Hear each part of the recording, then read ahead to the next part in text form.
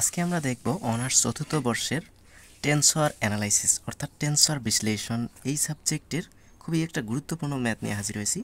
তো আমাদের ম্যাথটা হচ্ছে এরকম যে প্রমাণ করো যে ক্রোনেকার ডেল্টা একটি দুই মাত্রার মিশ্র টেনসর। অথবা এই প্রশ্নটা এইভাবে দেওয়া থাকতে পারে যে দেখাও যে ক্রোনেকার ডেল্টা আই উপরে আই নিচে জে।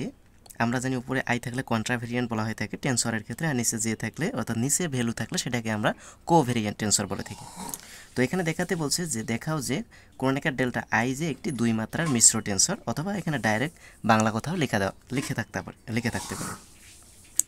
তো এই প্রশ্নটা ন্যাশনাল ইউনিভার্সিটি সর্বশেষ 2021 সালে চলে আসছে। তো চলুন আমরা এটাকে সলিউশন করি এখন। তো সলিউশনের শুরুতে আমরা জানি দিয়ে ক্রোনেকার ডেল্টা ইকুয়ালস টু আমরা কী লিখতে পারি সেটা আমরা লিখে নেব, কেননা এটা আমরা বেসিক ক্লাসে আমরা আলোচনা করছিলাম।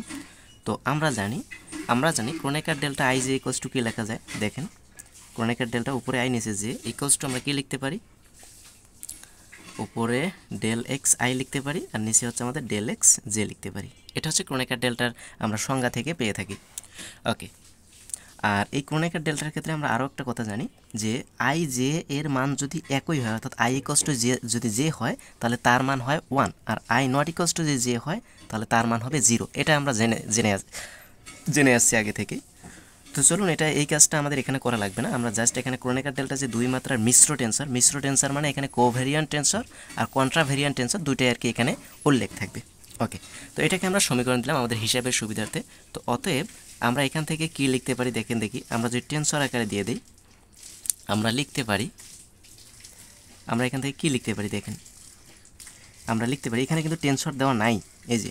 তো আমরা এখন যদি টেনসর দিয়ে লিখি ক্রোনেকার ডেল্টা আই যে, এই যে উপরে আমি টেনসর দিলাম, তাহলে উপরে যদি টেনসর দিই তাহলে এখানে কি হবে, এখানে টেনসর না দিলে আমাদের যা ছিল এখানে সিঙ্গেল অবস্থায় ছিল, এখন যদি টেনসর দিই তাহলে উপরেও আমাদের ডেল এক্সের ওপর ডেল এক্স আই এরকম হয়ে যাচ্ছে আর নিচে ডেল এক্স জে। অর্থাৎ উপরে এটা যেটা আছে আমাদের সেটা হচ্ছে কন্ট্রাভেরিয়েন্ট টেনসর আর নিচেরটা হচ্ছে আমাদের কোভেরিয়েন্ট টেনসর। আমরা জানি কন্ট্রাভেরিয়েন্ট টেনসর উপরে থাকে আর কোভেরিয়েন্ট টেনসর আমাদের নিচে থাকে। ওকে, এতটুকু আমরা জানি এর আগে যেহেতু বেসিক ক্লাস আমরা পড়ে আসছি। ওকে, তো এখন আমরা এটাকে জাস্ট একটু ফর্মুলায় নিয়ে আসবো।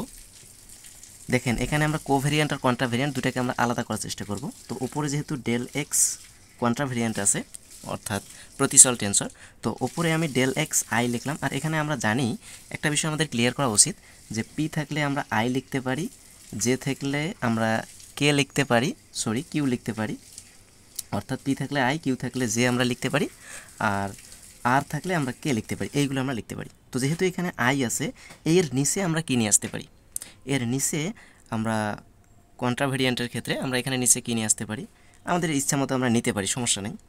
তো এখানে আমি সবসময় যে এই মানগুলো বসাবো তা না, এখানে আমরা ইচ্ছা মতো নিয়ে আসতে পারি। তো এখানে আমি ডেল এক্স কে দিলাম, এখানে এই টেনসর কিন্তু হবে না। ওকে, আর এখানে আমরা কন্ট্রাভেরিয়েন্টটা আমরা করে দিলাম। যেহেতু আমরা ডেল এক্স কে আমরা এখানে কি লিখছি, বেশি লিখে ফেলছি, তাহলে উপরে আমাদের এটা কি হয়ে যাবে, গুণ হয়ে যাচ্ছে। এই যে উপরে এটা কাটা গেলে তাহলে আমাদের ওই যা থাকবে তাই। তো নিচে আমাদের কোভেরিয়েন্ট টেনসরটা ছিল, আমরা কোভেরিয়েন্ট টেনসরটা দিয়ে দিলাম। ওকে, অর্থাৎ এখন দেখেন ডেল এক্সকে আমরা বেশি লিখছিলাম, ওখানে উপরে যা গুণ করে দিচ্ছি, তো এটা কাটাকাটি করলে কিন্তু আগে যা ছিল সেটাই আমাদের আসবে। তো এখন আমাদের কি সুবিধাটা হয়ে গেছে, এখন এইটা হয়ে গেছে আমাদের কন্ট্রাভেরিয়েন্ট টেনসর আর এটা হয়ে গেছে আমাদের কোভেরিয়েন্ট টেনসর। ওকে, তো এখন আমরা এটাকে আরেকটু সিম্পলিফিকেশন করার চেষ্টা করি, দেখি তো আমরা পারি কিনা। ডেল এক্স আই নিচে ডেল এক্স কে। ওকে, এখানে আমি ডেল এক্স, এই যে ডেল এক্স কে ছিল আমি ডেল এক্স কে রাখলাম ওই যে উপরে যেটা ছিল, আর নিচে আমি আরেকটা ভ্যালু নিয়ে আসলাম ডেল এক্স এম। যেহেতু ডেল এক্স এম আমি বেশি লিখছি তাহলে উপরে আমাকে এটা কি গুণ করে দিতে লাগতেছে। তো del x M R del x M কাটা যাচ্ছে, আর তার সাথে আমি এখানে ডেল এক্স যে কোভেরিয়েন্ট টেনসরটা ছিল এই যে কোভেরিয়েন্ট টেনসর আমরা লিখে দিলাম। এটা করার মূল উদ্দেশ্য হচ্ছে আমরা এই যে এখান থেকে একটা টেনসর নিয়ে আসবো, সেই টেনসরটা দেখবো যে আসলে এই টেনসর রূপান্তর নিয়ম মেনে চলে কিনা। যদি রূপান্তর নিয়ম মেনে চলে তাহলে অবভিয়াসলি এখানে বলতে পারবো যে হ্যাঁ এটা একটা মিশ্র টেনসর। তো এখানে দেখেন অটোমেটিক্যালি কিন্তু মিশ্র টেনসর হয়ে গেছে। এটা হচ্ছে কন্ট্রাভেরিয়েন্ট আর এটা হচ্ছে কোভেরিয়েন্ট, এই দুইটাকে আমরা একত্রে জাস্ট প্রকাশ করব, আর টেনসর রূপান্তর নিয়ম মেনে চলে কিনা সেটা আমরা দেখব। ওকে, তো এখন দেখেন এখানে আমরা কি কাজ করতে পারি। তো এতটুকু যা আছে তাই আমরা লিখে রাখতেছি, কন্ট্রাভেরিয়েন্ট টেনসরটা যা আছে del x I by del x K. Okay, আর এইখানে আমরা কি লিখতে পারি দেখেন, এইখানে আমরা এতটুকু কি লিখতে পারি del x k by del x m. তো এইখানে জাস্ট এই আমাদের ক্রনিকার ডেল্টার মতো হয়ে গেছে, অর্থাৎ del i j equals to যদি আমরা del x i del x j লিখতে পারি, তাহলে এখানে ডেল এক্স কে আর ডেল এক্স এম, তাহলে এটাকে আমরা ক্রনিকার ডেল্টা কে এম লিখতে পারি। ওকে, এটা আমরা লিখতেই পারি ওই একের মতো করে। আর এখানে আমাদের যা আছে তাই আমরা লিখে দিলাম ডেল এক্স এম, নিচে হচ্ছে ডেল এক্স জে। ওকে, এটা আমরা লিখে দিতে পারি যে 1 দ্বারা। এই যে আমরা যে এখানে ক্রনিকার ডেল্টা নিয়ে আসছি, এটা আমরা সমীকরণ 1 অনুসারে আমরা নিয়ে আসছি। ওকে, এতটুকু আশা করা যায় বোঝা গেছে।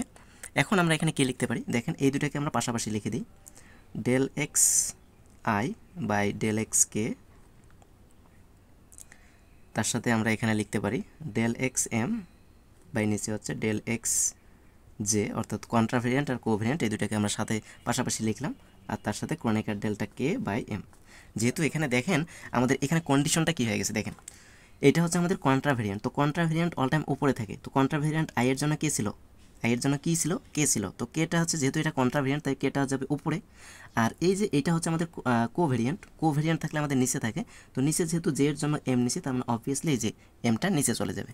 ওকে, তার মানে এখানে দেখেন উপরেরটা হচ্ছে আমাদের কন্ট্রাভেরিয়েন্ট আর নিচেরটা হচ্ছে কোভেরিয়েন্ট, তো দুইটা যেহেতু একত্রে আছে তার মানে আমরা বলতে পারি যে এটা একটা মিশ্র টেন্সর। আর যেহেতু এটা একটা টেন্সরকে সিদ্ধ করে, তাহলে আমরা নিশ্চিত আমরা বলতে পারি যে ক্রনিকার ডেল্টা একটা 2 মাত্রার মিশ্র টেন্সর। তো আমরা সেটাই লিখলাম, যেহেতু del Kronecker delta K by M, এই যে Kronecker delta K by M টেন্সরের রূপান্তরের নিয়ম মেনে চলে, এখানে অবভিয়াসলি টেন্সরের রূপান্তর নিয়ম মেনে চলে বা সিদ্ধ করছে।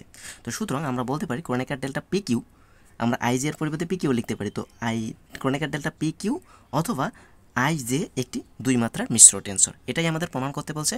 আশা করি আমরা প্রমাণটা বুঝে গেছি বা বুঝতে পারছি। এরপরে যদি কারো কোথাও কোনো ধরনের প্রশ্ন থেকে থাকে তাহলে নির্দ্বিধায় প্রশ্ন করতে পারেন। আজকে এ পর্যন্তই, ধন্যবাদ সবাইকে, আল্লাহ হাফেজ।